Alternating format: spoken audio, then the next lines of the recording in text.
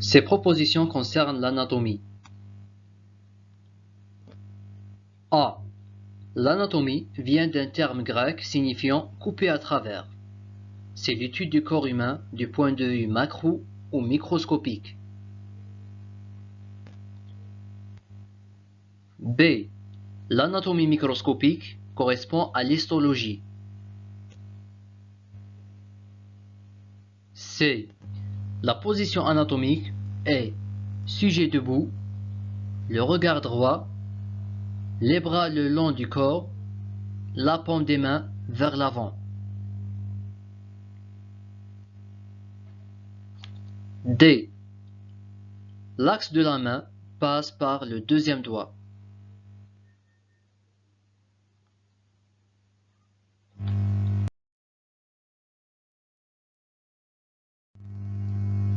Les réponses sont A, B et C.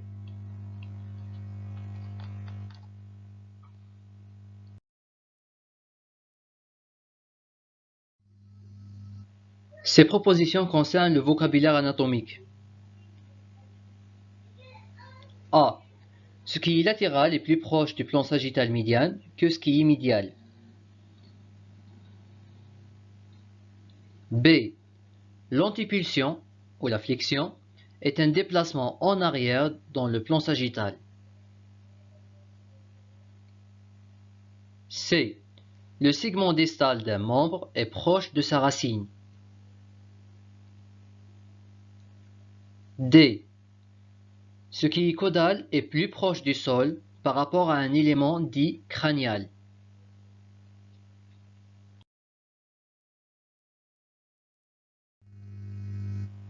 La réponse est D.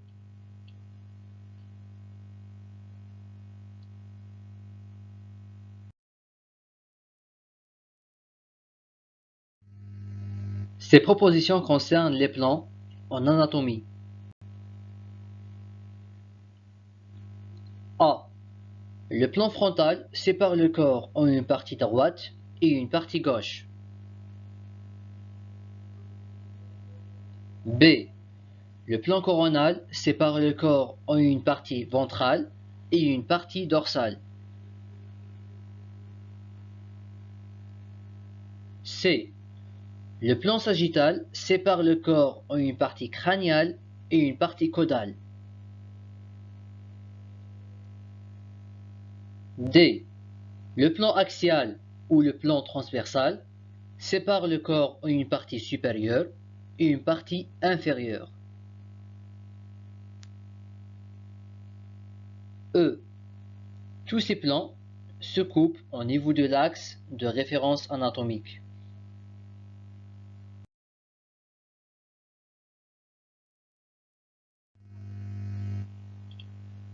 Les réponses sont B, D et E.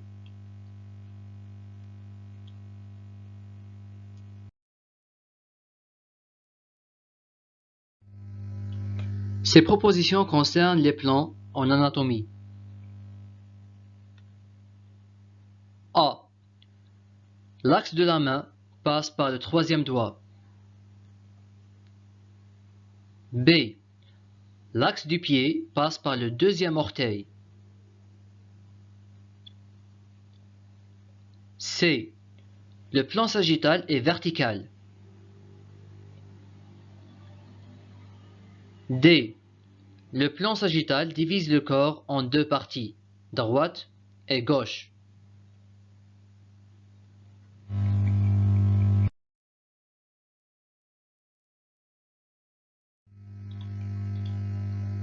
Toutes les propositions sont justes, donc les réponses sont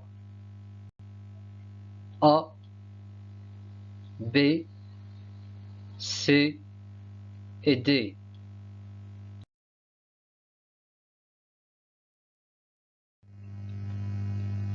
Ces propositions concernent le vocabulaire anatomique. A. Les trois plans de l'espace sont parallèles entre eux. B. Le plan sagittal paramédian sépare le corps en parties égales. C. L'axe transversal peut être inclus dans un plan frontal.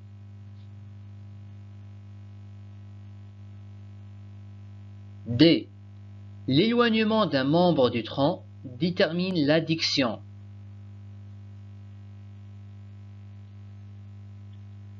E. Le plan coronal est vertical et parallèle à la face ventrale.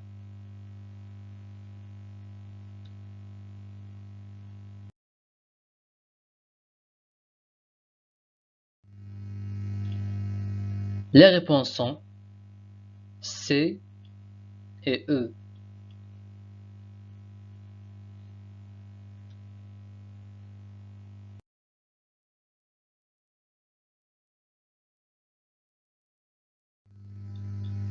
Ces propositions concernent l'ostéologie. A. Le corps humain comporte 206 os. B.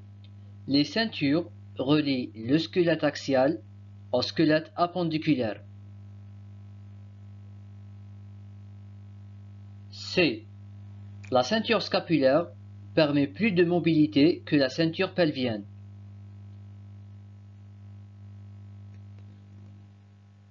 D. Le membre thoracique est synonyme de membre supérieur et le membre pelvien est synonyme de membre inférieur.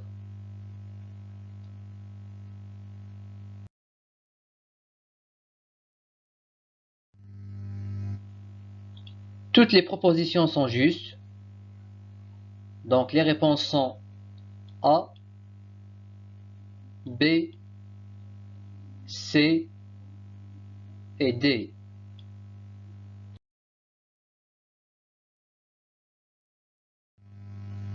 Ces propositions concernent les articulations.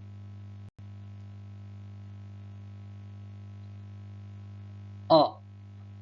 Il existe 3 grands types d'articulations: fibreuse, cartilagineuse et synoviale. B. Toutes les articulations sont mobiles. C. Toutes les articulations possédant du cartilage sont cartilagineuses. D. Les symphyses sont des articulations fibreuses.